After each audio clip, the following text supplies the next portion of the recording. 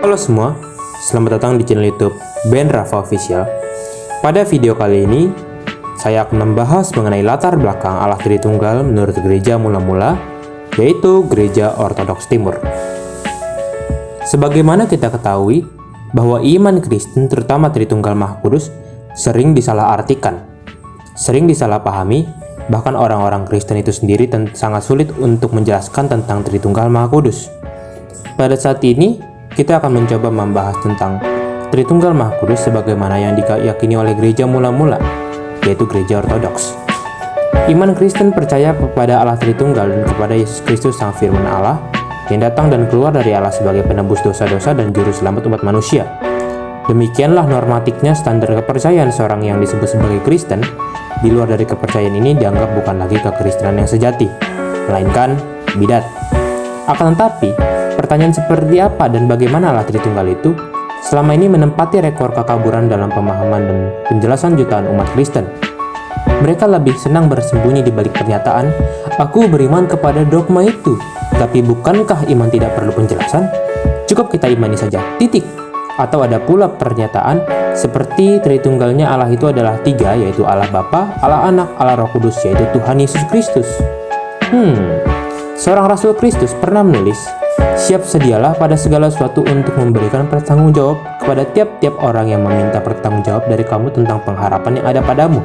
Seperti yang dicatat dalam 1 Petrus 3 ayat yang ke-15. Demikianlah jika kita beriman dan berpengharapan kepada Allah Tritunggal, pertanggung jawab menuntut kita memahami dan bisa menjelaskan dengan tepat tentang Allah Tritunggal itu. Alkitab tidak pernah secara teknis mengungkapkan adanya kata Allah Tritunggal, tapi istilah tersebut barulah diberi oleh beberapa tokoh gereja di abad kedua Masehi. Istilah Tritunggal bukan sekedar nama untuk suatu keadaan atau posisi Allah, yang lebih pantas disebut sebagai keberadaan atau zat dan dinamika di dalam diri Allah. Maka disinilah letak kesulitannya, karena sebagian besar orang Kristen tidak bisa menjelaskan keberadaan dan dinamika di dalam diri Allah itu sendiri. Pesan yang sedang kita ungkapkan ini adalah bertujuan membantu menjelaskan keberadaan dan dinamika di dalam diri Allah. Pemikiran yang menjadi pembentuk pemahaman Allah Tritunggal dalam bahasan ini berasal dari kekristenan Timur, yang memang di sanalah segalanya bermula.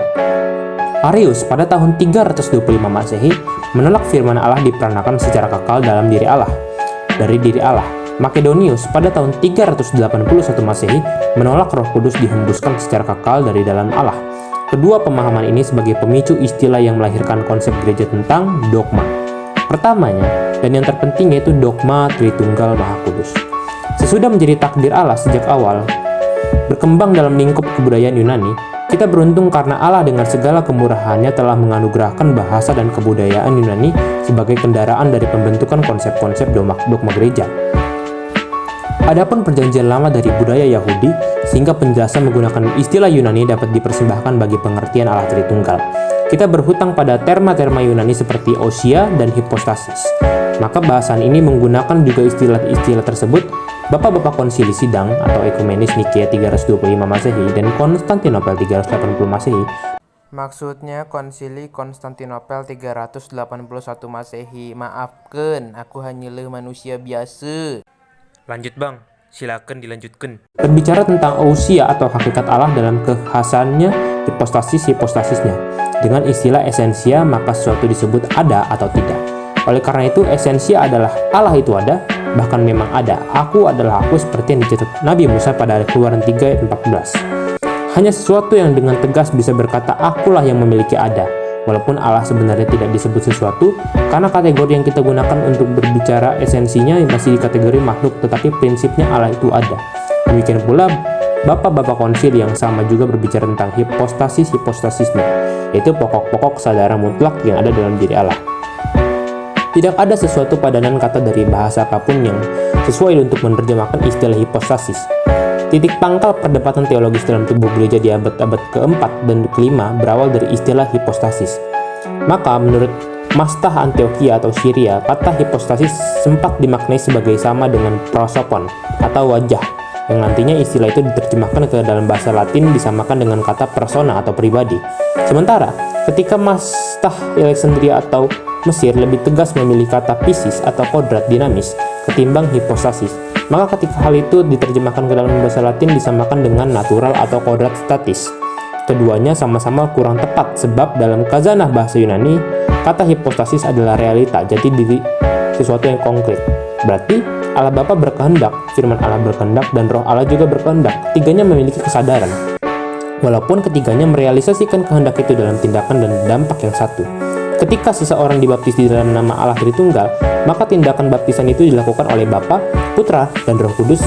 Allah yang mengasihi putranya dengan perantaraan rohnya adalah yang menyebabkan kita hidup. Kita bergerak dan kita ada. Demikian pula kebangkitan Kristus yang jaya dikerjakan oleh kasih Bapa yang dicurahkannya sejak semula sebelum dunia ada kepada putranya dengan perantaraan Roh Kudus, seperti yang tercatat dalam Yohanes 17 ayat 5. Dalam kebangkitan itulah kasih Yesus Kristus yaitu kemanusiaan firman Allah dipantulkan kembali kepada Allah Bapa oleh kuasa hidup kekal dan dari Roh Kudus, seperti yang dicatat dalam Roma 8 ayat 11. Maka keberadaan yang dimaksud ialah hubungan kasih tiada akhir antara Bapa dan Putra di mana Roh Kudus adalah termini. Terima kasih sudah menonton video ini. Jangan lupa like, share, dan subscribe. Tuhan Yesus memberkati.